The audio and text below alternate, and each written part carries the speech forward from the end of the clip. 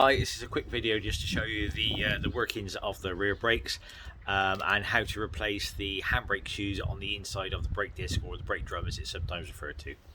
So with the brake caliper bolts removed, I've just put one back in just to take the weight of the caliper, because now we're going to remove the caliper off the disc, so it needs to be supported because obviously it's quite heavy. We have a rigid brake pipe, steel brake pipe, which comes from the flexi here down into the back of the caliper. Now when we move the caliper, obviously this is going to stress this and bend it, so what we need to do is there's a small 10mm headed bolt here that goes into the hub, so we just need to loosen that one off, take the bolt out, and then this bracket will come away from the hub. And when we move the caliper off the disc, the flexi will move and we can tie the caliper back or let it sit onto an axle stand, and it won't be putting any stress or any strain onto the brake pipe.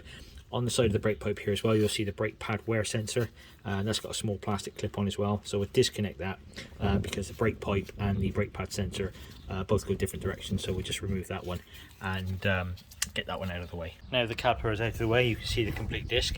Now what we need to do is, next bit of fun, you can see there are two screws, two Phillips headed screws that are holding the disc onto the hub. They're only locating screws just to make assembly a little bit easier so that the bolt holes line up when you're trying to put the wheel back on. Now you can see I've dot punched these already. They're always tight to come out, very reluctant, and quite often they have to be drilled out, but they're hardened steel, so it's a real pain. So what I always do is I dot punch them first of all square on, so you've got a really good purchase, and then with a good quality punch you can then put the punch in and you can tap them around with a hammer and they'll start to move. As soon as you start to get them moving, pop the Phillips screwdriver in and they'll turn quite easily. They can be a right gain. Worst case scenario, as I say, you may have to drill them out, but you know, and when they go back in, if you put new ones back in, which isn't essential by the way, but if you do put new ones back in, put some copper grease on them so you don't have the trouble with them seizing up when they're in the hub. So in order to remove the shoes, what we're going to do is take a pair of ordinary pin nose pliers. We're going to grab hold of the spring here, and we're going to push the spring in and twist the spring 90 degrees, give it a wiggle, and out it comes. Now that has come away from the back plate, which is part of the hub.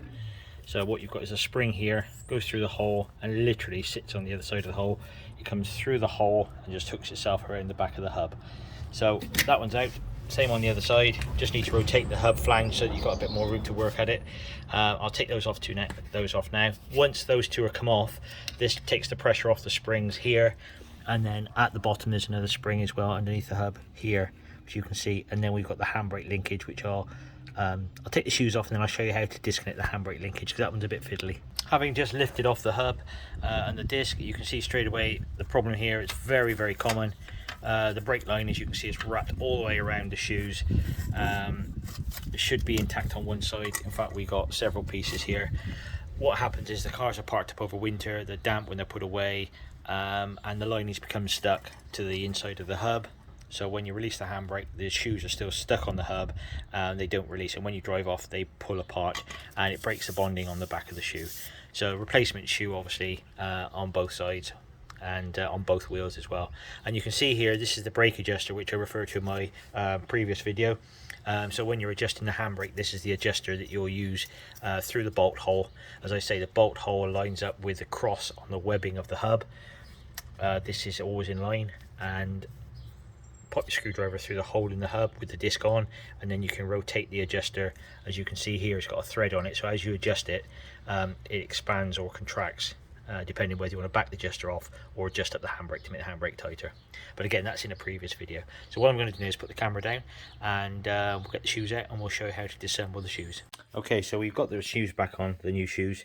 The retaining springs are back in, the tension springs on the top here, the important ones on the bottom, making sure that you've got the handbrake lever linkage here sat into the bottom of the shoe. Now I always put the shoes on bottom first, so hook this into the handbrake, then put the retaining pin in one shoe, hook on the spring, put the other shoe on the other side, make sure it's on the bottom of the handbrake linkage, leave this retaining pin out until you've got the top spring in place.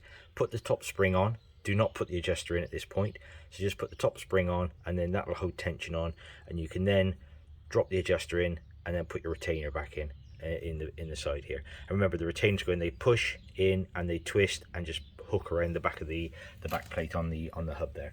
So you may have noticed we had a bit of a spruce up, bit of paint on the struts, bit of clear lacquer, new decal on the caliper, and a little bit of touch of paint as well, just to make it all look pretty. It's all going back together. Now before I put the hub on, what I'm going to do, I'm going to wire brush off the edge of the flange here, so that when the disc and the hub go back over, it's all going to be easy to come apart next time, and a little bit of copper slip in the holes for the screws to go back in to hold the disc in place. Also as well, you want to put copper slip in these holes here. Now Porsche say they should be thread locked, but we all know that if you thread lock them, you're probably looking to replace the hub the next time you take the caliper off, because they will actually seize into the aluminium. So I always copper slip them and then tighten them up quite tight, make sure they're not going to come loose. And that's pretty much it. So when you put the hub back on and the disc and the hub together, sorry, back on, you'll need to adjust them. So the adjuster is here, and work out before you put the hub back on which way you need to turn the adjuster to make sure you're adjusting the plunger outwards to increase the friction on the brake and better handbrake, or whether you're reducing inwards to allow the drum to go back over, because with the new shoes obviously they're going to be thicker.